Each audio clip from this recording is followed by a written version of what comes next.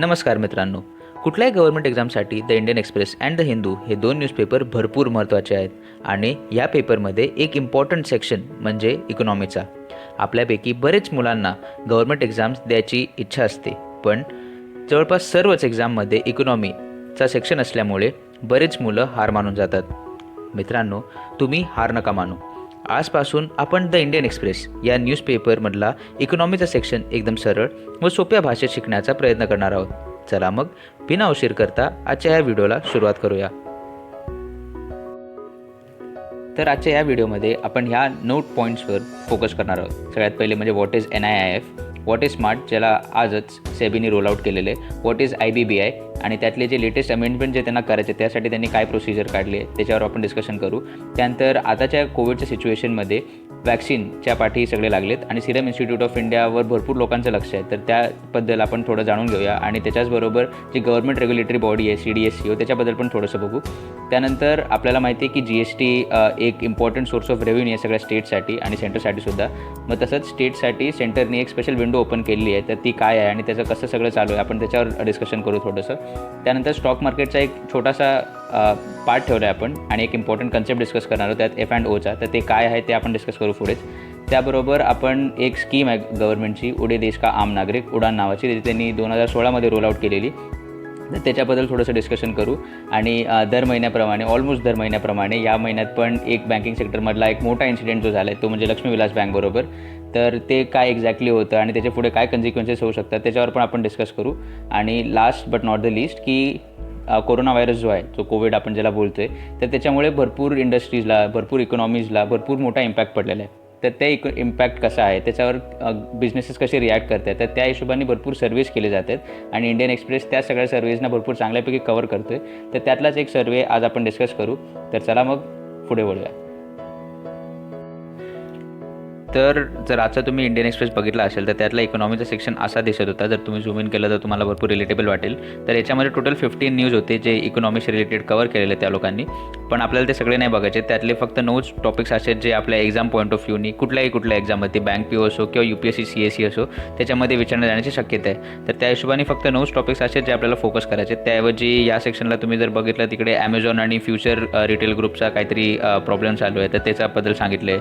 इकडे बघितलं तर तुम्हाला कळेल की अनअकॅडमीची टोटल व्हॅल्युएशन $2 बिलियन वरती गेलेली आहे. त्याचे सगळे भरपूर चांगल्या आणि वेगळ्या गोष्टी तुम्हाला वाचायला भेटतीलच इकडे.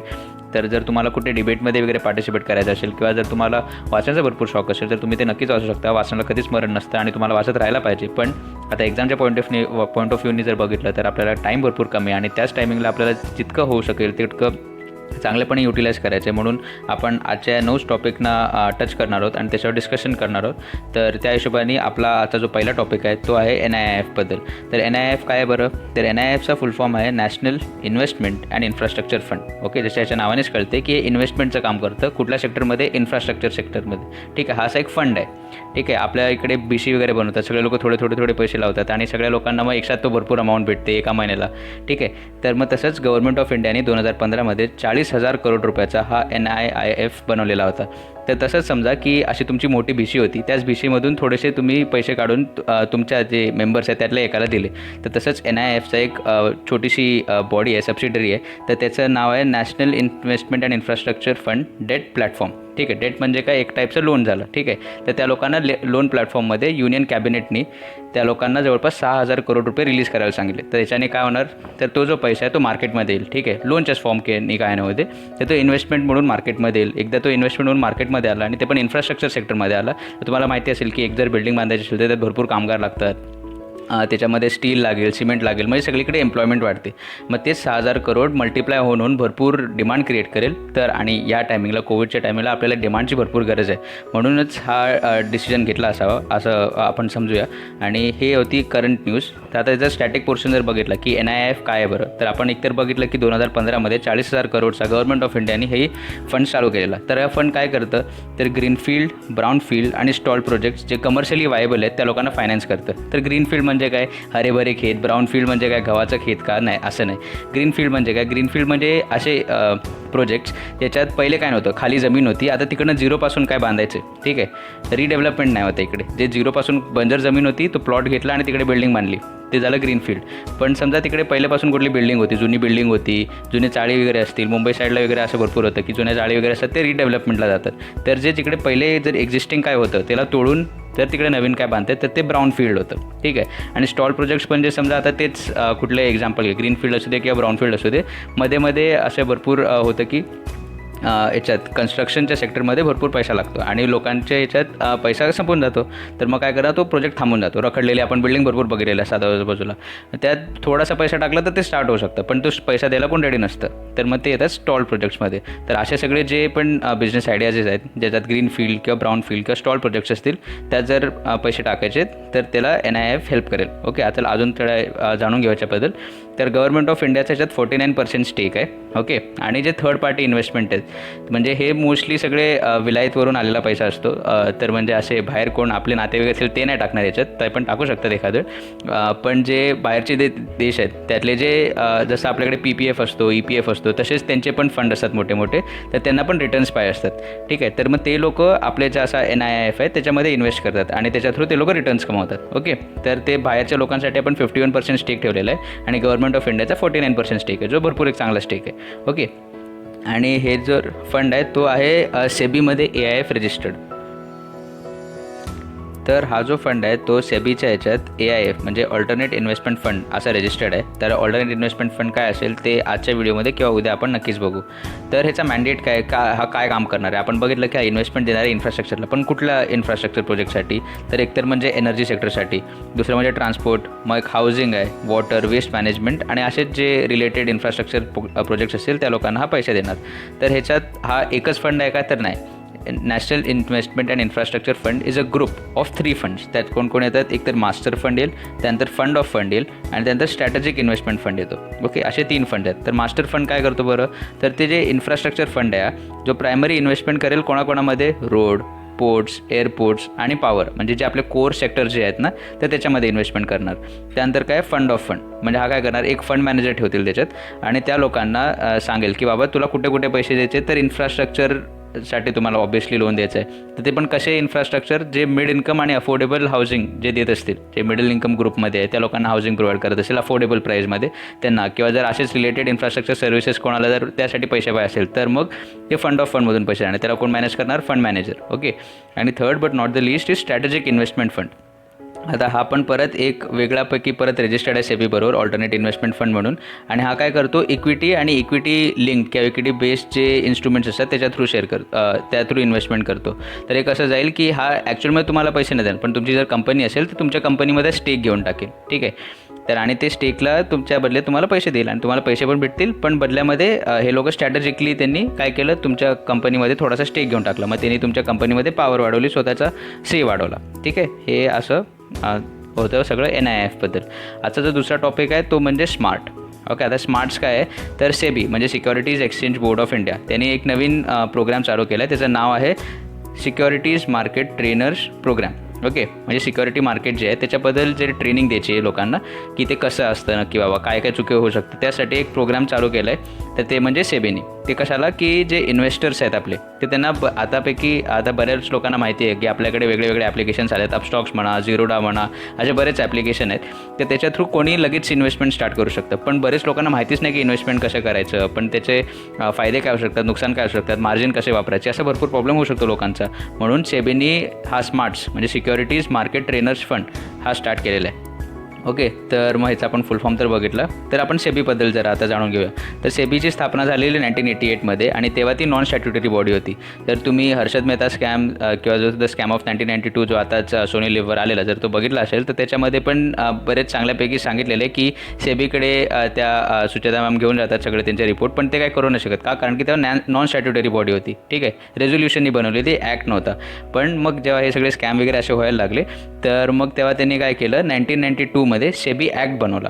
ठीक आहे. म्हणजे पार्लमेंटमध्ये पास झालं म्हणून त्याला स्टॅट्युटरी बॉडी झालं, त्या पहिले नॉन स्टॅट्युटरी बॉडी होता. ओके. आता हे कशाला बनवलेलं तर 3 कॅटेगरीच्या लोकांना प्रोटेक्ट करण्यासाठी. कोणाची इंटरेस्ट, एक तर insurer, okay, issuer, sorry not insurer, म्हणजे ज्याची कंपनी आहे, ज्यांनी शेअर फ्लोट केलेत मार्केटमध्ये, ठीक आहे, त्याला एक सेफ इन्कम पाहिजे किंवा माझ्या ज्यांनी माझे शेअर घेतले तो मला पैसे देणारच आहेत, हे सगळ्यावर ओव्हरलुक कोण करणार तर सेबी करणार. Okay, issuer. दुसरा होता इन्व्हेस्टर, ठीक आहे, ज्यांनी पैसे दिले पण त्याला काय माहिती आता कंपनी फ्रॉड करून गेली तर असा मग प्रॉब्लेम होऊन जाईल ना, मग ते कोण लक्ष ठेवणार, सेबी लक्ष ठेवणार. आणि ते इश्युअर आणि इन्व्हेस्टर या दोघांच्या मध्ये जे असतात ते म्हणजे इंटरमिडिएटरीज. त्या इंटरमिडिएटरीज काय करतात, हे म्हणजे तुमचे ब्रोकर, स्टॉक ब्रोकर जे असतात ते. जर तुम्ही हर्षद मेहता स्कॅम बघितला असेल किंवा the scam of 1992 what ever you call it, तर त्याच्यामध्ये चांगल्यापैकी त्या लोकांनी एक्सप्लेन केलेलं आहे की हे सगळं कसं चालतं. तर तुमच्याकडे टाईम असेल तर नक्कीच बघा, तुम्हाला शिकायला बरंच काय भेटेल की त्यांनी कशी स्ट्रगल केली, कसे ते वरती गेले, खरोखर तो स्कॅम होता की नाही, त्यांच्या नावावर ते धब्बा लागला की कसे, तर तुम्ही स्वतःसाठी ते डिड्यूस करू शकता. चला मग पुढच्या टॉपिकवर जाऊया. तर हे आहे आता IBBI.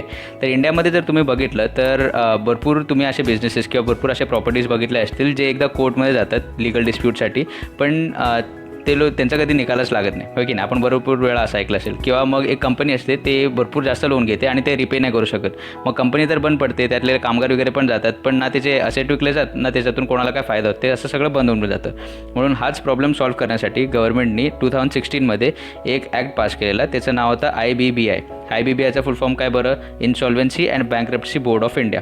तर इन्सॉल्व्हन्सी म्हणजे काय, तर मग कंगाल झालो मी, ठीक आहे. इन्सॉल्व्हेंट म्हणजे माझी जी लायबिलिटीज आहेत, ठीक आहे, जे मला लोकांना द्यायचं आहे आणि माझे जे असेट्स आहेत, जे माझ्याकडे असेट आहेत ते देण्यापेक्षा कमी आहेत, ठीक आहे, मी लोकांना देऊच नाही शकणार, सगळं परतफेड मी करूच नाही शकणार, ते झालं इन्सॉल्व्हन्सी. बँक्रप्ट म्हणजे काय, मी भरपूर जास्त लोन घेतलेलं आणि मी ते रिपे नाही करू शकत, मग मी डिक्लेअर केलं बाबा माझ्याकडे काय नाही, मी बँक्रप्ट झालो आहे. तर हे असे जे सिच्युएशन्स आहेत ते भरपूर लोक काय करायचे पहिले की पैसे घ्यायचे सगळीकडनं आणि मग स्वतःला बँक्रप्ट डिक्लेअर करून टाकायचे. मग त्याला, आणि त्यांना माहिती आहे की आपल्याकडे एक सिस्टम बरोबर नाही आहे, तर मग ते लोक तसे निघून जायचे. मग त्याच्यासाठी गव्हर्नमेंटने 2016मध्ये इन्सॉल्व्हन्सी अँड बँक्रप्सी बोर्ड ऑफ इंडियाला स्थापित केलं. तर हे काय करतं तर NCLT म्हणजे नॅशनल कंपनीज लॉ ट्रिब्युनल आणि DRT म्हणजे डिस्प्यूट रेझोल्युशन ट्रिब्युनल, हे दोघांच्या थ्रू ते ओव्हरसी करतं की जे इन्सॉल्व्हन्सी आहे तिचे जे प्रोसिडिंग्स आहेत की आता कसा पुढचा स्टेप काय असणार. म्हणजे एक छोटीशी तुम्ही कोर्टच समजा त्याला, ठीक आहे, नॅशनल कंपनीज लॉ ट्रिब्युनल, दोन्ही ट्रिब्युनल्स आहेत म्हणजे कोर्टचा छोटा रूपच झाला तो.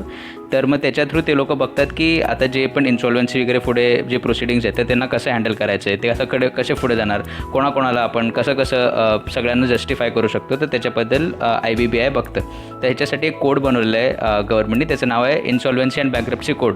तर ह्याचं इम्प्लिमेंटेशन पण IBBI बघतं.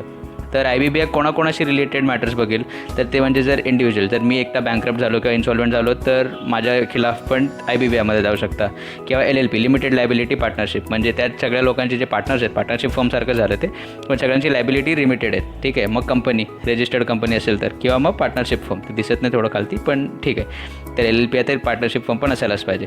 तर आता तेच त्यांनी मागितलं आहे असं की जर अमेंडमेंटसाठी लोकांना आपण रिफरेंडम जसं बोलतो, तर त्यासारखंच त्यांनी सांगितलं की जर तुम्हाला काही सजेशन्स द्यायचे आहेत की जर समजा एक कंपनी आहे, त्यातले जे 2/3 क्रेडिटर्स आहेत, ठीक आहे, जर 3 क्रेडिटर्स होते, त्यातले जर 2 लोक बोलत आहेत की ठीक आहे मला काय नको, अजून ह्या लोकांनी सेल करायला नाही टाकले असेट्सला, आपण सांगू की आपण आपल्या लेवलवर कसं ते बघून घेऊ. तर जर असं होत असेल तर मग आपण पुढे काय करायला पाहिजे, आपण मग ते IBBIकडे ठेवायला पाहिजे की आपण काढून टाकायला पाहिजे तिकडनं. तर मग असंच ते अमेंडमेंट करायच्या प्रक्रियेत आहेत, तर त्या लोकांनी सजेशन्स मागितले, तर त्याच्याबद्दल ती न्यूज होती. तर नेक्स्ट टॉपिक बघूया आपण आता. हा एक इम्पॉर्टंट टॉपिक आहे, सिरम इन्स्टिट्यूट ऑफ इंडिया आणि CDSCO, ठीक आहे. सिरम इन्स्टिट्यूट ऑफ इंडिया तो ऑक्सफर्डची जी वॅक्सिन आहे, ऑक्सफर्ड AZD1222, हे एक नाव लक्षात ठेवायला तुम्हाला काही प्रॉब्लेम नाही, कारण की जर एक्झाममध्ये विचारलं की ADZ1222 कशाशी रिलेटेड होतं, काय होतं, तर ते तुम्हाला सांगतील की कुठल्या तरी स्टारचं नाव आहे, कुठल्या तरी ॲस्ट्रॉइडचं नाव आहे, कुठल्या वॅक्सिनचं नाव आहे. तर हे काय आहे, ऑक्सफर्डनी बनवलेलं वॅक्सिन आहे, कशासाठी, कोरोना व्हायरससाठी. तर मग ह्याच्यात सांगितलेलं आहे या पूर्ण आर्टिकलमध्ये की सिरम इन्स्टिट्यूट ऑफ इंडियानी CDSCOकडून परमिशन घेतलेली की आम्ही 2 फुल डोजेस देणार, 2 फुल डोजेस देणार, ठीक आहे. तर मग पण त्याच्या ह्याच्यात त्या लोकांना रिझल्ट कमी भेटत होता, पण त्यांनी जर पहिले हाफ डोस दिला आणि दुसऱ्या ह्याच्यात त्यांनी फुल डोस दिला तर तिकडे जवळपास 90% एफिकसी भेटत होती. तर मग त्यासाठी आता पुढे काय करायचं, परत परमिशन घ्यायची की कसं करायचं, तर तेच रिलेटेड आहे पूर्ण. तर आपल्याला त्यात काय जायची गरज नाही, पण जर आपल्याला हे माहिती असायला पाहिजे की सिरम इन्स्टिट्यूट ऑफ इंडिया काय आहे, ती गव्हर्नमेंट बॉडी आहे, प्रायव्हेट ओन बॉडी आहे, कशी आहे. तर पुनावाला एक ग्रुप आहे ठीक आहे. हडपसर पुण्यामध्ये Serum Institute of India based आहे. तर जर MPSC वगैरे करत असाल किंवा जर असे बँक PO वगैरे पण कुठली करत असाल, UPSCमध्ये विचारणं थोडं मुश्किल आहे, पण माहिती असेल काय प्रॉब्लेम नाही. हडपसरमध्ये Serum Institute of India based आहे आणि पुनावाला एक प्रायव्हेटली ओन ग्रुप आहे. तर ते लोक one of the biggest vaccine makers and exporters आहेत. तर त्या लोकांची ही काय बोलतात इन्स्टिट्यूट आहे. ओके, हे मोस्टली एक फॅक्टरीसारखंच पकडा. आपल्या बाकीच्या इकडे कपडे बनतात, गाड्या बनतात, हे लोक वॅक्सिन बनवतात. सिम्पल. आता आपण बोलूया CDSCOबद्दल. हे पण भरपूर जास्त न्यूजमध्ये होतं. तर हे काय Central Drugs Standard and Control organisation. ठीक आहे. तर हे कोणाच्या अंडर आहेत? डायरेक्ट मिनिस्ट्रीच्या अंडर नाहीत. तर हे आहे Director General of Health and Service. ठीक आहे. हे कशात येतं? Ministry of Health and Family Welfare. त्याच्या अंतर्गत आहे Director General of Health and Service आणि त्याच्या खालती CDSCO Central Drugs Standard and Control Organisation. Okay. तर हे काय बरं? तर हे आहे National Regulatory Authority of India. कशासाठी? ड्रग्स अँड कॉस्मेटिक ॲक्ट जो होता आपला, त्याच्या अंतर्गत जे पण अप्रुव्हल्स वगैरे पाहिजे, तर हे सगळं कोण बघेल? CDSCO बघेल. ओके, गव्हर्नमेंट मेड बॉडी आहे. ओके, आता मग करतं काय CDSCO? तर भरपूर इम्पॉर्टंट आणि भरपूर बेसिक्सच फंक्शन आहेत. असं वेगळंच काय असं काहीच नाही त्यात. एक तर सगळं बघते की जे क्लिनिकल ट्रायल्स आपण ऐकतो आहे भरपूर वेळा की वॅक्सिनची क्लिनिकल ट्रायल चालू आहे, कसं बरोबर चाललं आहे की नाही, तर त्यात कोण लोक जातील, किती लोक जातील, किती लोकांना कसे डोसेस देतील, त्याच्यावर कशी ट्रीटमेंट होतील, हे सगळं CDSCO बघेल. ओके. दुसरं काय की जे ड्रग्ज आहेत त्याचे स्टँडर्ड कशाला हवे, किती क्वालिटीचे असायला पाहिजेत, किती मात्रामध्ये असायला पाहिजेत, हे सगळे स्टँडर्ड्स पण CDSCO बघणार. ओके. त्यानंतर आहे control over quality of imported drugs. आता आपण एक जी गोष्ट बोलत होतो नेहमी की API ॲक्टिवेटेड फार्मास्युटिकल इन्ग्रेडियंट्स, हे आपल्याला भरपूर इम्पोर्ट करायला लागतं आणि जो आपला बिगेस्ट इम्पोर्ट आपण ज्याच्याकडून करतो, जो पार्टनर आहे, तो म्हणजे चायना. ओके. तर मग असं पण म्हटलं जात होतं की जर आपण सगळंच बंद करून टाकलं तर आपलं वॅक्सिन बनवूच नाही शकणार, कारण की त्यातलं एक भरपूर इम्पॉर्टंट इन्ग्रेडियंट येतो चायनामधून. तर आपलं कसं होणार? तर मग त्याची क्वालिटी कशी असायला पाहिजे, ते बरोबर आहे की नाही, तर ते पण कोण बघणार? CDSCO. ओके. आणि मग काय? Works with state for drug control organisation. ठीक आहे. म्हणजे जे स्टेट लेवलला पण जे ड्रग कंट्रोल ऑर्गनायझेशन आहे त्यांच्यावर काम करतो. का? कारण की त्या लोकांना जे आपला हा जो ॲक्ट होता ड्रग अँड कॉस्मेटिक ॲक्ट, त्याला ऑल ओव्हर इंडिया सेम वेमध्ये इम्प्लिमेंट करायचं. मग महाराष्ट्रामध्ये एक, गुजरातमध्ये वेगळा, मिझोराममध्ये वेगळा असं नाही चालणार ना, सगळ्यामध्ये सेम पाहिजे. तर एक कुठ्यासाठी स्पेशल रेग्युलेटरी कॅटेगरीज आहेत त्यांच्यासाठी की जे क्रिटिकल ड्रग्ज आहेत, की जर तुमच्या रक्ताबरोबर किंवा रक्तातला प्लाझ्मा असेल किंवा त्यातले रेड ब्लड सेल्स वगैरे जर काढायचे असेल, त्याच्याबरोबर काय करायचं असेल, तर मग त्याचे ड्रग्स कसे असायला पाहिजेत, IVची जी सलाईन लावतो आपण ती कशी असायला पाहिजे, त्याची काय क्वालिटी असेल, क्वांटिटी कशी असायला पाहिजे, त्याबरोबर वॅक्सिन जे आपण ऑब्व्हियसली ते माहितीच आणि सेरा, या सगळ्यांबद्दल ते जॉईंटली काम करतो कोणाबरोबर? स्टेट ड्रग रेग्युलेटर्स बरोबर. ठीक आहे. मग ते लोक मिळून मग लायसन्स देतात. कूल. आता नेक्स्ट आहे आपलं GSTची स्पेशल विंडो. आता ही कुठली आपली घराची किंवा ट्रेनची विंडो नव्हे, तर ही विंडो कसली आहे? तर एक विंडो म्हणजे जर इकॉनॉमीच्या टर्म्समध्ये बोलायला गेलो तर it is like an opportunity. ठीक आहे. तुम्हाला ह्या एक ऑफर आहे. ओके. कळसाठी दिली आहे, स्टेटसाठी एक स्पेशल ऑफर कोणी दिली आहे? ऑब्व्हियसली सेंटरने ऑफर दिली स्टेटसाठी. तर काय बरं याच्यात? तर मग असे आता जर आपल्याकडे माहिती आहे आपल्याकडे मल्टीपार्टी सिस्टम्स आहेत. तर एकीकडे जर आपल्याकडे जसं आता महाविकास आघाडी आहे, तसंच गुजरातमध्ये BJPचं सरकार आहे, बाकीच्या इकडे दिल्लीमध्ये आपचे लोक आहेत, नंतर केरळमध्ये बघितलं गेलं तर CPIM आहे, त्यानंतर वेस्ट बेंगॉलमध्ये गेलं तर TMC वगैरे. तर असे वेगळे मल्टी पार्टीज आहेत आपल्याकडे. बरोबर. तर सगळ्यांना कवर नाही केले, जेवढे आले तसे सांगत गेलो मी. तर मग आता जे अपोजिशन लेड जे स्टेट्स आहेत, जे सेंटरमध्ये BJP आहे समजा, तर बाकीच्या याच्यात जर वेगळे जे पार्टीज आहेत, तर त्याच्यामध्ये असा स्ट्रगल चाललेला की GSTचं कलेक्शन जर कमी झालं तर आता सेंटरकडे GST मधून कमाई कमी झाली, तर मग ते स्टेटला का देणार? तर ते का देतील बरं स्टेटला? तर कारण की असं होतं की GST याच्या पहिले स्वतःच्या लेवलला भरपूर सगळे टॅक्स लावू शकत होते. ठीक आहे. पण आता काय झालं की सेंटर आला, बोलतात ऐका ना शेट, मी काय बोलते की ते काम करा, तुम्ही सगळे तुमचे टॅक्स बंद करून टाका, मी माझा टॅक्स टाकतो तुमच्या याच्यावर पण. ठीक आहे. आणि आपण काय करू, ज्यातलं येईल ना आपण 50-50 शेअर करून टाकू. ओके. ते बोलले पण मी तर असं जास्त कमवतो, तुला काय देऊ? मग ते बोलतात याचं एक काम करूया, आपण स्टार्टिंगचे ना थोडे वर्ष एक काम करू, तुला मी स्पेशल तुमचा जो पण GDP असेल ना त्याचा 0.5% तुम्हाला एक्स्ट्रा देईन. ठीक आहे. आणि एक काम करूया, आत्मनिर्भर पण आता स्टार्ट करू, त्याचा 2% तुम्हाला तुमच्या GDPचा स्टेट GDPचा तो पण तुम्ही ठेवा. तर सगळा स्टेट म्हटला की हां ठीक आहे, चांगली डील आहे, काय प्रॉब्लेम नाही.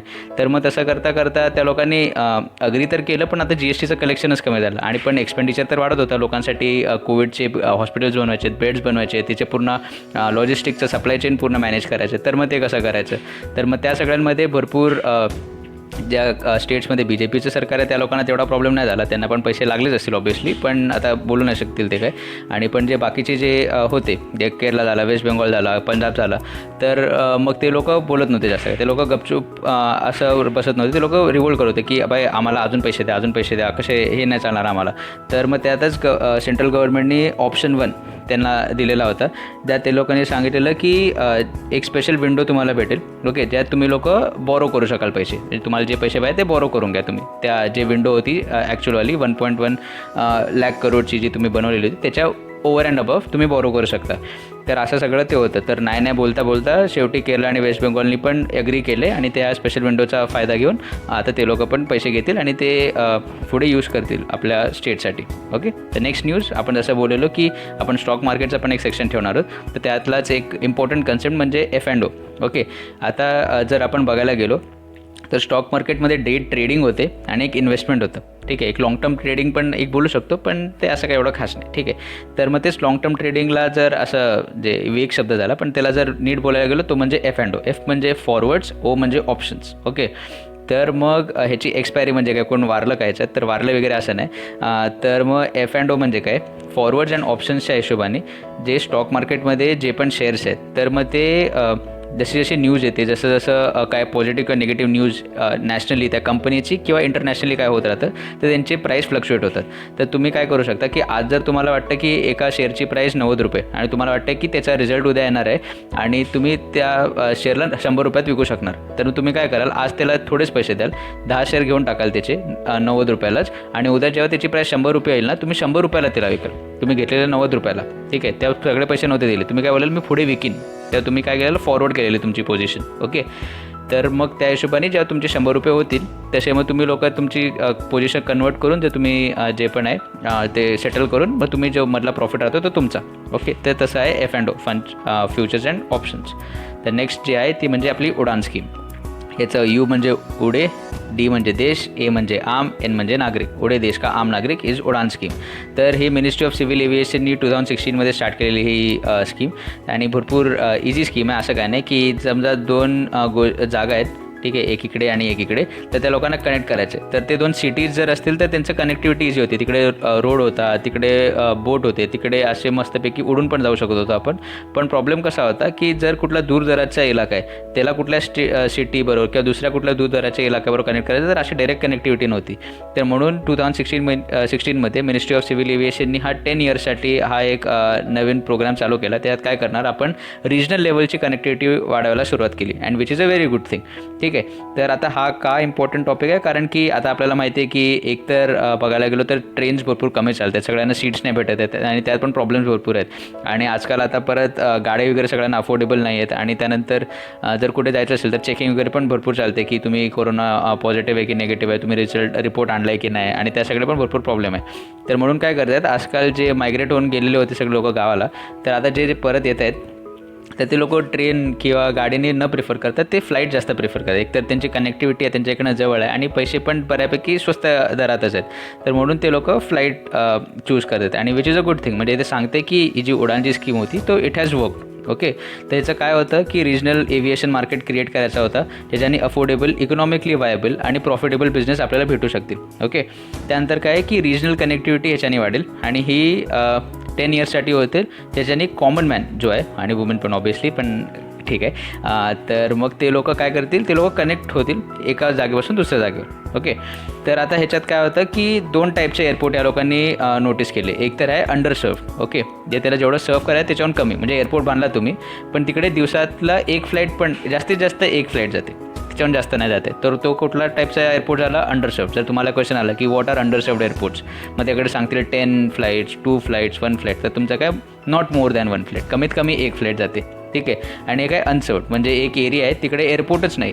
ठीक आहे, तर त्याला काय बोलणार आपण अनसर्व्ड, तिकडे नो ऑपरेशन. ओके, आणि हा जो उडान स्कीम आहे तर ही 3 फेजेसमध्ये आली. जे फर्स्ट फेज होता जेव्हा जे स्टार्ट झाले 2016मध्ये, तर त्यांनी 128 नवीन रूट्स आणि 70 एअरपोर्ट्सपासून स्टार्ट केलं.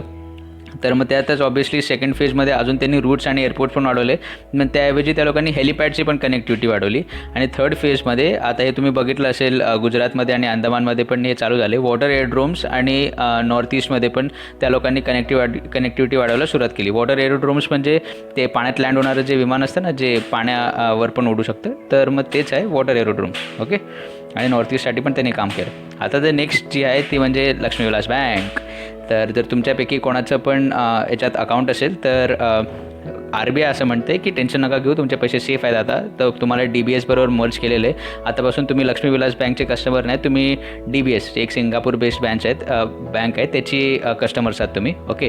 तर मग असं आहे, तर तुमचे जेवढे पण पैसे होते त्याचा जो कॅपिटल काढायचा ते त्यांनी हे लावलेलं, काय होतं त्याला, कॅप लावलेला, तर ते नाही लागणार. आता पाहिजे तेवढं तुम्ही विड्रॉ करू शकता आणि विड्रॉ करायची गरज नाही असं RBI म्हणते. ओके. तर मग ह्याच्यात एक प्रॉब्लेम असा आहे की Lakshmi Vilas bank again was a listed company. Listed company म्हणजे काय, जे स्टॉक मार्केटमध्ये जे स्टॉक्स आहेत ती म्हणजे लिस्टेड कंपनी, आणि कोणी पण ते स्टॉक्स विकत घेऊ शकतं वगैरे, म्हणून ती लिस्टेड कंपनी. ओके. पण आता ते काय म्हणतात की आता बघा प्रॉब्लेम असा आला की त्याचे जे पण इक्विटी शेअर होल्डर्स होते त्या लोकांना काय नाही भेटणार. मोस्टली काय होतं की जर अशी बँक जर बंद पडली तर आणि त्याला दुसऱ्याने कोणी टेक ओव्हर केलं तर मग त्या दुसऱ्या कंपनीमध्ये मर्ज झाली ना ती, म्हणजे जे एक्झिस्टिंग शेअर होल्डर्स होते तर तुम्हाला त्या नवीन कंपनीचे शेअर भेटतात. ओके. म्हणजे जर समजा तुम्ही एका जागेवर राहत होतात आणि तुम्हाला बोलला एक बिल्डर की आम्ही तुमची जी बिल्डिंग आहे ती टेक ओव्हर करतोय, मग तुम्ही काय बोला, हां ठीक आहे, त्या नवीन बिल्डिंगमध्ये आम्हाला राहायला द्याल ना, किंवा दुसरीकडे काहीतरी कम्पन्सेशन द्याल. हे असंच असायला पाहिजे. पण इकडे काय झालं की नवीन बिल्डर आला, त्यांनी जागा घेतली पण तुम्हाला बोललं की नाही तुम्ही जा इकडनं, ठीक आहे. मग त्यांचे जे रिटर्न ऑफ म्हणजे काय गेले, ते नो यूज, झिरो, म्हणजे असं म्हणजे रिटर्न ऑफ करून टाकलं. ठीक आहे. मग मध्येच त्याला लक्ष्मी विलास बँकला RBIने मोरेटेरियममध्ये ठेवलेलं, म्हणजे काय तुमचे जे डेली ट्रान्झॅक्शन आहे ते लिमिट झाले, 20,000पेक्षा तुम्ही जास्त विड्रॉ नाही करू शकत वगैरे वगैरे. आणि जे आपण ज्या पहिले बघितलं ह्या सगळ्या गोष्टींमध्ये ते 500 करोडचा काहीतरी मार्केट कॅपिटलायझेशन होता लक्ष्मी विलास बँकचा. मार्केट कॅपिटलायझेशन म्हणजे की जे स्टॉक मार्केटमध्ये तुमचे जे इक्विटी आहे, जे स्टॉक्स आहेत तुमचे, ते त्याची टोटल व्हॅल्यू किती होते, तर जवळपास 500 करोडच्या आसपास होत होतं. आणि मग हे जेव्हा मोरेटेरियममध्ये ठेवलेलं तर त्याला ॲडमिनिस्ट्रेटर कोण होता त्याचा, तर TN मनोहरन. तर जर तुम्ही कुठली बँकची एक्झाम वगैरे देत असाल तर या लोकांचा असा भरपूर फेवरेट टाईपचा प्रश्न असतो की अशा टाईमचा कोण ॲडमिनिस्ट्रेटर होता, त्या कमिटीचा हेड कोण होता. तर मग एक ही गोष्ट लक्षात ठेवायला काय प्रॉब्लेम नाही, TN मनोहरन. आणि TNनी तुम्ही लक्षात ठेवू शकता कारण की ही जी बँक आहे लक्ष्मी विलास बँक, ते मोस्टली साऊथ इंडियामध्ये फोकस्ड होती आणि कर्नाटक, आंध्र प्रदेश आणि तमिळनाडू या 3 स्टेट्समध्ये भरपूर चांगल्यापैकी काम करतो. TN Tamil Nadu, TN Manoharan administrator. Okay. आणि सिंगापूर जी एक सिंगापूर बेस्ड ची जी एक बँक आहे DBS, तर त्यांनी याला टेक ओव्हर केलेलं आहे. Okay. Next and last news is about the Covid impact. Okay. तर मग कोविडमुळे भरपूर खराब गोष्टी झाल्या, लोकांचे जॉब गेले, लोकांचे लाईफ गेली, लोकांचे पैसे गेले, लोक कुठे ना कुठे अडकून बसले, त्यांना काय करावं काय कळत नव्हतं.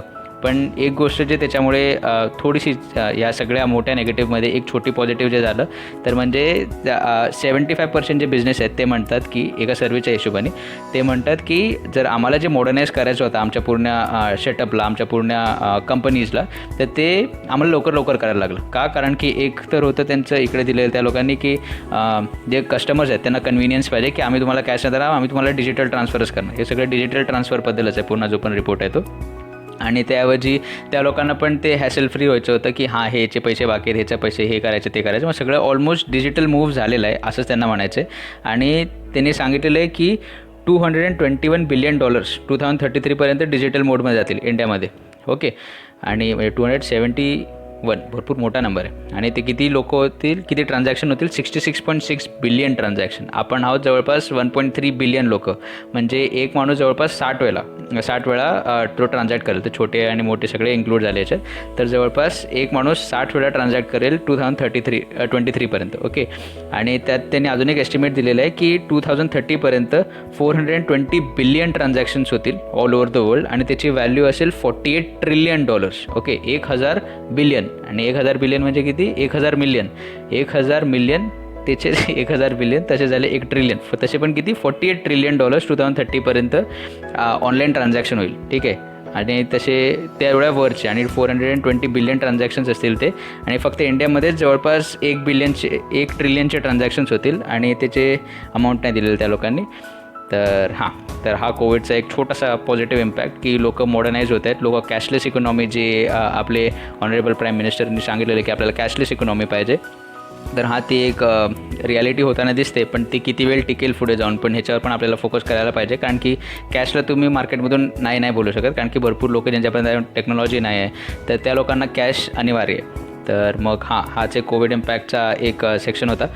तर yes, this is all that was there for today. जर तुम्हाला या व्हिडिओची PDF पाहिजे असेल तर खालती टेलिग्राम ग्रुपची आपल्या लिंक असेल, तर तुम्ही त्याच्यावर क्लिक करून टेलिग्राम ग्रुपला जॉईन करू शकता. आणि जर तुम्हाला असं आवडलं असेल आणि जर याच्यात काही सजेशन्स असतील तर तुम्ही नीट मला सांगू शकता कमेंट सेक्शन्समध्ये.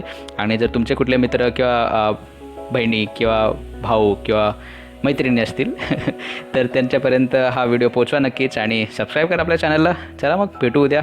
Bye bye.